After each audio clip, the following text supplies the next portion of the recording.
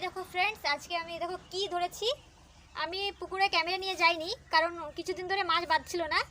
তো আজকে এমনি চলে গেছি, ক্যামেরা নিইনি আর ফোন চার্জে রেখে গেছিলাম। আর এই দেখো কি বাঁধিয়েছি, এই দেখো কত বড় একটা মাছ। এই দেখো আটা আমার হাতে, আর এই রয়েছে বসি। আর এটা আমি জাস্ট কেবলই বাঁধিয়ে ঘরে চলে এসেছি। ইভেন আমি বালতি পর্যন্ত নিইনি, কারণ বাঁধে না বলে আমি যাই না অত একটা। তো আজকে বেঁধে গেছে। এই দেখো কত বড়, আমি এরকম মাছ আগে এত বড় কই মাছ আমি কখনো দেখিনি। দেখো আমি তোমাকে দেখাচ্ছি তোমাদেরকে। এই এই দেখো, এই দেখো, এই দেখো কাটা দেয় মাছে জম মেরে। দেখো বসিটা আমি রেখে দিই এখানে। এই দেখো এত, এই দেখো, এই দেখো তুমি বিঘাত করো। এই দেখো আমার হাজব্যান্ড এখন বিঘাত করবে। ও একটা বড় মানুষ, তাও ওর হাতে এই দেখো এখনো কতটা উপরে। এই দেখো, এই দেখো, এই দেখো কাটা দেয় মাছে। দেখো এবার দেখো, ভিডিও করো। দেখেছো কত বড়, এত বড় মাছ তোমরা কি কখনো দেখেছো? কমেন্ট করে অবশ্যই জানিও।